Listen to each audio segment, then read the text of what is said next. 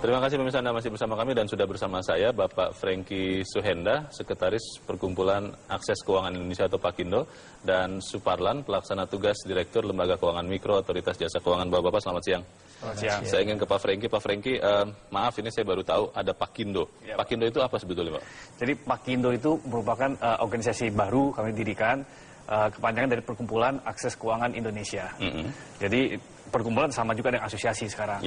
Jadi kami secara khusus melakukan kegiatan lintas izin sektoral dari usaha keuangan mikro, bisa dari BPR, bank, Moda Ventura, koperasi, ataupun lembaga keuangan mikro secara formal. Nah, kami ingin mengundang mereka menjadi anggota kami. Jadi ini akan beririsan dengan semua asosiasi keuangan yang sudah ada? Selama fokus mereka melakukan pembiayaan modal kerja untuk usaha mikro. Tujuannya apa, Pak Pakindo? Nah, tujuannya kenapa? Nah, kami ingin mencoba membuat suatu industri yang bertanggung jawab, responsible finance istilahnya. Oke. Jadi kalau seandainya kita memberikan pinjaman kepada usaha mikro itu, kita harus yakinkan bahwa pinjaman itu tepat sasaran. Dan pelakunya juga memberikan dengan itikat dan niat baik secukupnya. Oke. Nah itu Pak, jadi harus ada keseimbangan. Baru saja menyelesaikan survei yang membuka mata kita juga bahwa ini faktanya banyak masyarakat tadi kebanyakan adalah di desa dan kebanyakan adalah wirausaha yang disurvei akhirnya menghadapi masalah kredit macet yang kemudian bermasalah juga karena ternyata bukan hanya satu kredit. Hasil survei ini kalau dijabarkan dalam satu kalimat itu apa sebetulnya Pak Franky? Sebenarnya dalam satu diskusi kami dengan anggota kami mendeteksi ada suatu potensial pinjaman dari beberapa organisasi. Oke. Nah, yang kita sebut istilahnya pinjaman berlebih. Jadi lebih dari satu lembaga memberikan kredit kepada satu pihak yang sama. Betul. Oke. Nah, itu dari situ pemikirannya. Nah, setelah kami melihat begitu, kami ingin tahu lebih dalam lagi profilnya seperti apa. Oke. Nah, kenapa ini terjadi? Nah, kami bersama-sama melakukan pengolahan data ke dalam satu lembaga resmi yaitu biro kredit swasta. Di sana diolah, kami mendapatkan cross data yang sangat solid, di mana mereka mempunyai lebih dari 2. Nah, dari itu baru kami lakukan survei. Ya, hasilnya apa? Nah, surveinya memang nyatanya banyak pinjaman berlebih. Pinjaman berlebih? Banyak berlebih, berarti lebih dari satu organisasi. Berapa sih nilainya Pak Franky kalau bisa dijabarkan yang pinjaman berlebih itu? Apakah bilangannya triliun rupiah atau miliar rupiah supaya kita bisa tahu besaran masalah ini?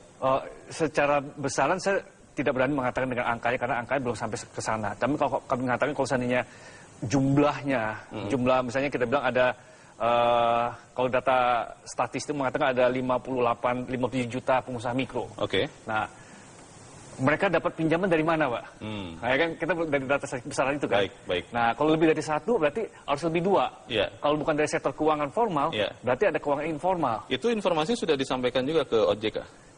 Ini kami kan baru awal nih, Pak ya. Kami juga karena baru berdiri, kami mencoba mencari bentuk koordinasi kami dengan lembaga supervisory pemerintah. Pak Suparlan, ini sudah ada orangnya Pak di sebelah. OJK pernah mendapatkan hasil juga seperti survei yang dilakukan Pakindo. Lalu OJK sudah kenal Pakindo belum sebetulnya Pak Suparlan? Kalau hasilnya kami sendiri terus terang sampai sekarang belum dapat. Oke. Sehingga dan kenal Pakindo pun baru kemarin, Pak. Baru kemarin sehingga ya mungkin nanti ke depan kita bersinergi. Perkenalan pertama ini kalau saya melihat ada tujuan baik karena mengingatkan untuk ancaman kredit mikro yang nyangkut, Pak. Supaya tidak membesar dulu kemudian dari awal dikasih peringatan. Kalau OJK melihat hasil survei Pakindo ini seperti apa? Kita harus perlu lihat dulu, Pak. Apakah benar data statistik yang macet itu memang data realnya?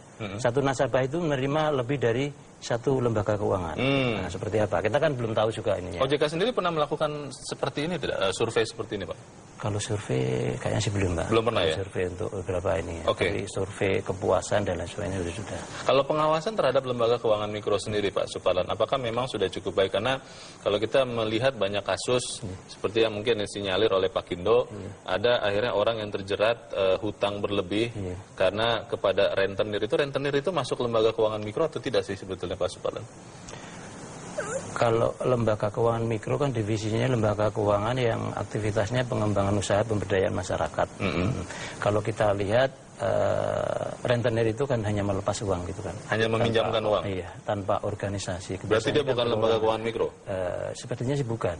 Berarti ilegal? Karena kegiatan perorangan atau gitu. Ilegal atau tidak? Yang jelas dia nggak ada, setahu kami nggak ada izinnya itu. Oh. Mungkin ininya. Tapi faktanya banyak di lapangan? Faktanya banyak. Kalau melihat apa yang dilakukan Pakindo ini, OJK melihatnya seperti apa Pak? Karena kan kalau tadi dijelaskan oleh Pak Franky, ini lintas institusi yang mulai dari semut begitu sampai gajah yang besar sekali.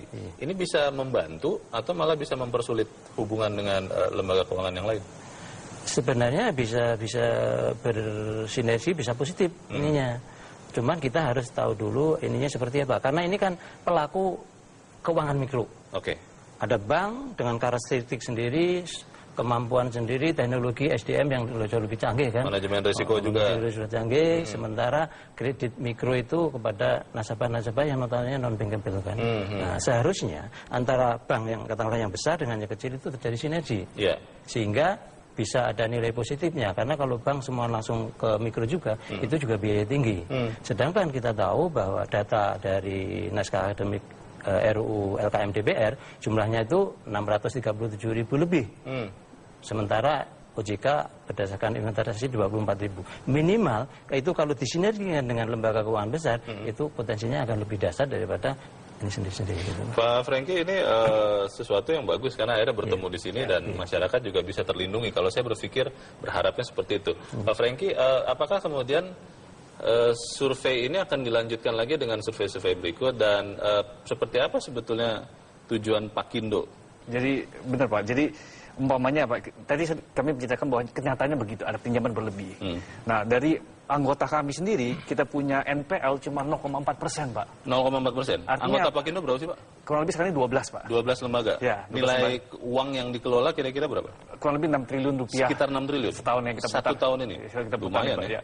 Nah, jadi anggota kita, klien yang dibina dari 12 itu kurang lebih sekitar 1,7 juta, Pak. 1,7 juta orang? Ya. Oke. Jadi, nah, yang ini ingin kita sampaikan, walaupun kenyataan ada pinjaman berlebih, kita punya NPL 0,4%. Artinya apa, Pak?